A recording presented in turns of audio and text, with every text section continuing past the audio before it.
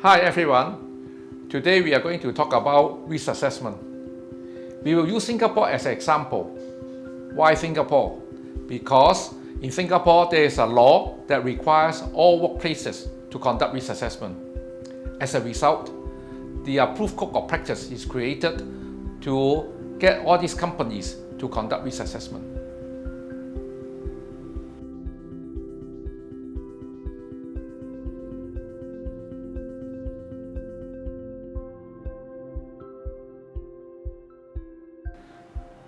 This risk assessment is an activity-based method and it uses a 5x5 matrix. More than 30,000 companies in Singapore have used this model. It has been tested, modified, and found to be effective. If you wish to write your risk assessment, you can refer to this model. The risk assessment method starts off by identifying the work activities and the hazard of such activities. For example, driving a forklift is an activity. One of the hazards will be getting knocked down by the forklift. Another example will be lifting goods, and the hazard can be load is too heavy. We then refer to the summary table to describe the injury. For knocking down by forklift, it will be fatality. For lifting goods, it can be sprain. By describing the injury, we can decide on the severity level. Based on this table, fatality is 5 and sprain is 3. Let's key in the digits in this table. After attaining the severity level, we can determine the likelihood level. Take note that the risk assessment is written before work starts. If there is no risk, the activity will not be included in the risk assessment.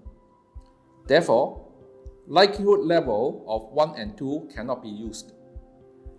Let's look at our activities.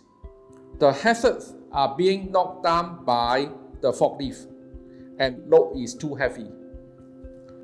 Since the hazard lists are not a common occurrence, level 3 will be the best option. Once the ranking of likelihood is determined, we can move on to calculate our risk prioritization number. The risk prioritization number, RPN, is obtained by multiplying the values of severity and likelihood level. For the use of forklift, the RPM will be 5 times 3, which is equal to 15, and the lifting goods is 3 times 3, which is 9. Next, we will refer to the risk table and decide the risk level based on the results.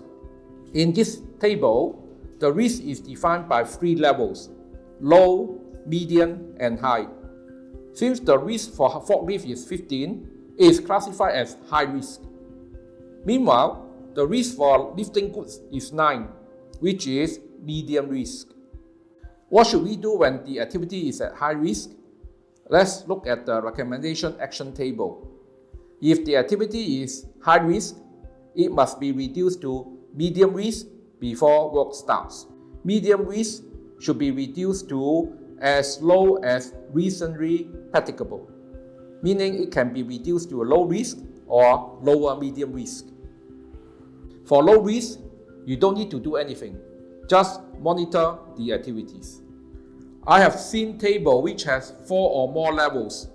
Remember, human beings are good in making decisions having 3 levels. More levels will cause confusion to people.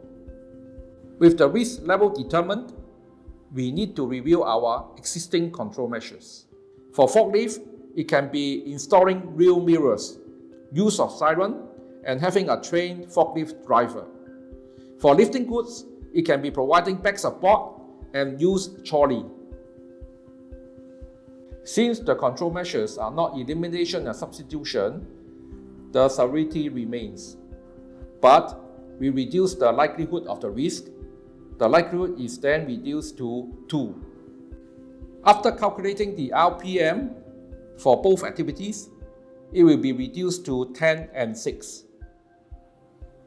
You can lower your risk level further by implementing additional control measures, such as safer procedure for using forklifts and safe work procedure for manual lifting. Again, the control measures are not elimination and substitution. As such, severity remains. However, the likelihood of the risk is reduced to 1. The final RPM will then be lowered to 5 and 3. You have now completed the risk assessment for these 2 activities.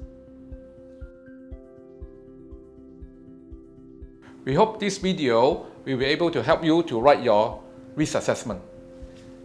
You can also join our online classes that takes on a hands-on approach to write the risk assessment.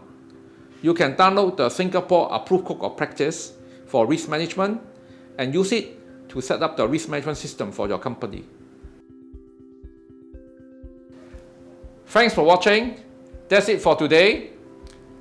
If you enjoy our video, please like, subscribe, and leave a comment below.